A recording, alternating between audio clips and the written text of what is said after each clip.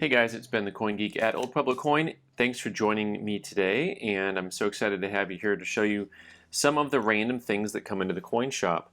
As always, if you enjoy our content, please leave a comment, like, share, subscribe, and let the world know that there's a coin content out there that is actually about coins. All right, first and foremost, how about this off-center large cent? And that's actually very coin related. And we've been trying to buy coin related stuff instead of Star Wars collectibles, but you never know what'll come in the door. Well off the rim here on the edge. And what's that date? 18. Yeah, that's what I said.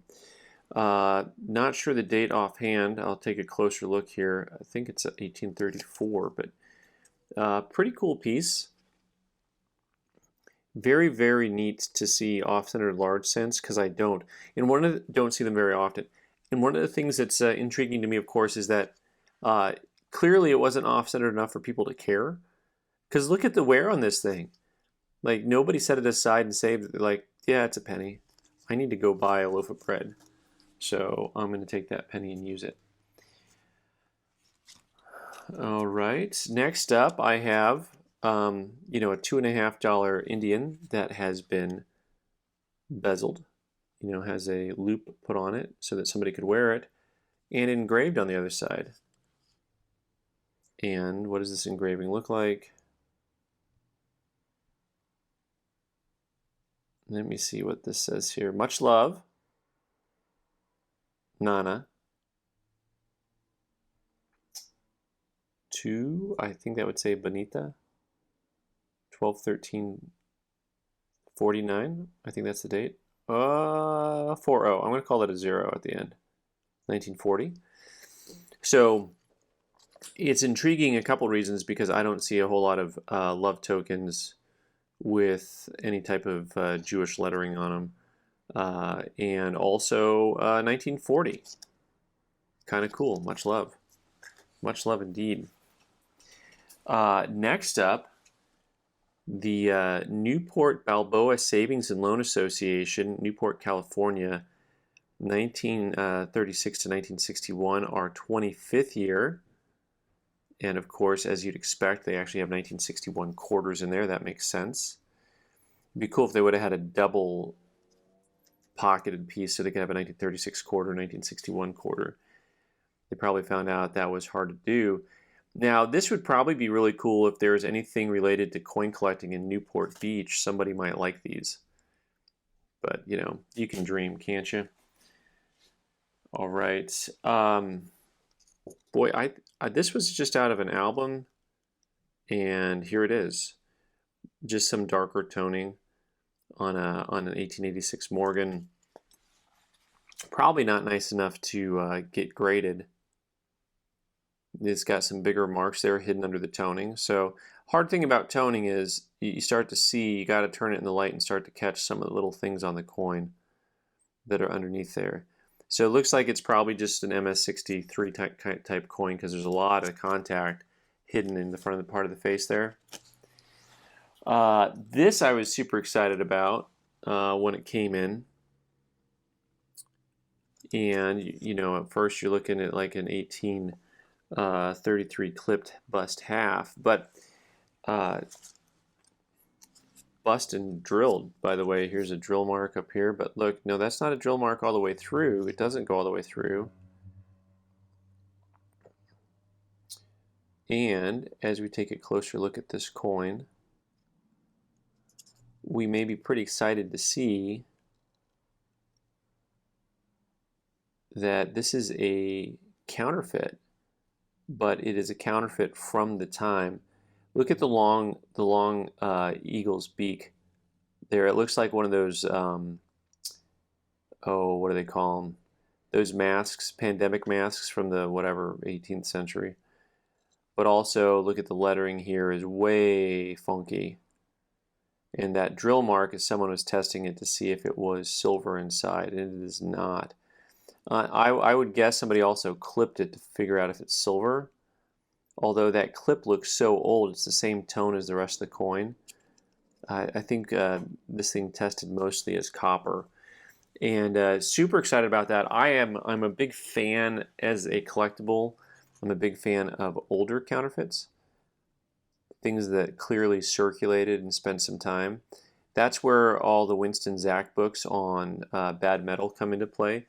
The Bad Metal series, he's making entire books about counterfeits over the years on US coins, and actually has a catalog on there for just different types of items, lets you know what they are.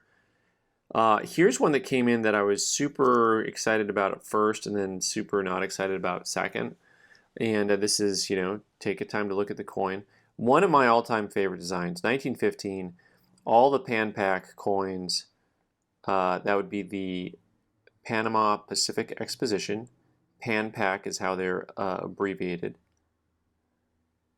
San Francisco, there's the estimate under the D and the O and the word dollar. I love all the designs on the Pan Pac coins.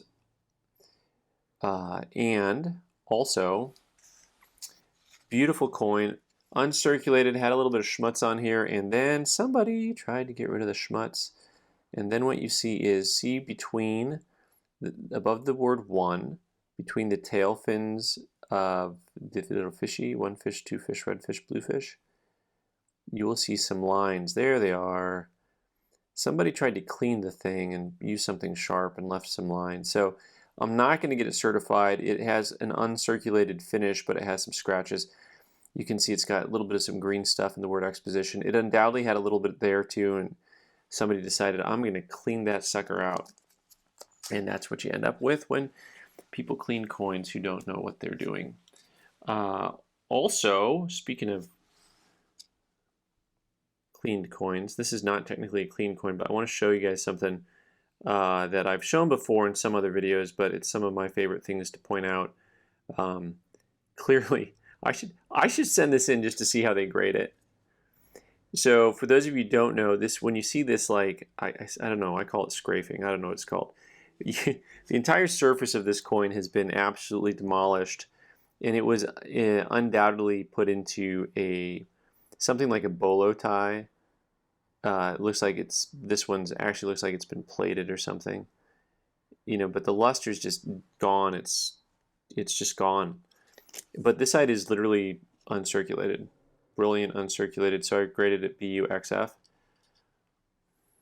Yeah, don't try to say that out loud. This is the type of thing that it's an unfair argument for me to say that it's that I want split grading because of this coin, but just remember there are multiple sides of the coins, 3 sides in fact, 1, 2, 3, and all 3 sides of the coin actually matter. So pay attention. All right, up next, you guys, some of you know that I like little pieces of Americana. I'm going to stop trying to handle this and just have fun with it. Fascinating history.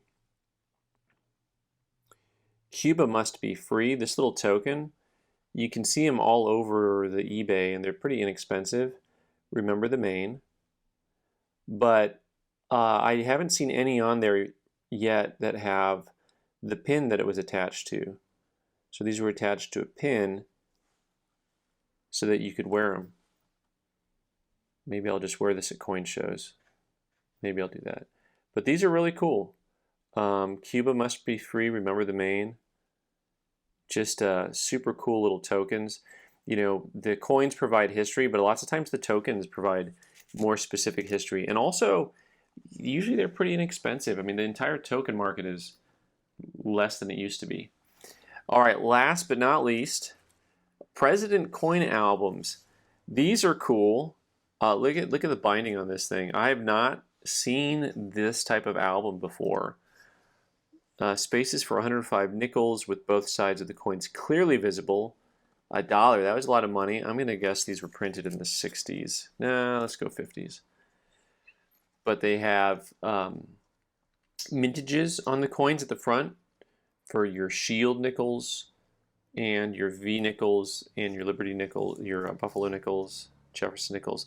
Of course, somebody went ahead and taped in pennies instead. I don't know what they were doing here. Just good stuff. This is how to not keep your coin collection. Right? but this is the type of thing that we see in the coin shop all the time. And they're not wrong, you can see the back of the coin. So these had one single back, had film on it, and a sliding window on the front side only. So that's different than some of the other albums we see where they have sliding windows on both sides. Let me see if they have. Oh, look at this. They have a spot. Canadian 5-cent silver. Hilarious, because there's no way those would fit in here because they're half the size of a nickel. Dominion of Canada. Man, let me see here. This is a cool album. How to use the album. Where we go? Copyright 1960, President Coin Corporation, New York. New York. It's a hell of a town. But also, got me the cent book with also the cool vignettes with your 1856 Flying Eagle on there. Spaces for 105 pennies. Also, of course, has the spots here for the Flying Eagle cents and Indian cents and Lincoln cents with their production rates. Typically on an album like this, you're not going to find anything of, value when you go through them. So this person, they were just keeping old pennies. It doesn't look like they were even in any special order, although it looks like he was noting when he found them. 1954, yeah. Interesting. 1934. No, that doesn't make sense. The albums aren't from that time period. So, pretty wild stuff here. This one also, of course, does have the Canadian stuff at the back. How fun is that? All right, guys, let me know if you've seen any of those before. Thanks so much for watching. I'm Ben the Coin Geek. You can subscribe by clicking on the owl button in the corner and watch more videos on the right side of the screen. Thanks.